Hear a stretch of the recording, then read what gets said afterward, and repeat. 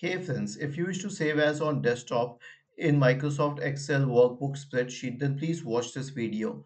Now for the sake of this example, I created a test workbook here. To save it on the desktop, it's very easy. Click on File, select Save As, select Browse, go to Desktop and give it a name and you will click on Save. Okay, now it has been saved on the desktop. So we will close it and then we'll go to the desktop. Okay, I'll find it here. Now I will double click on this to open it.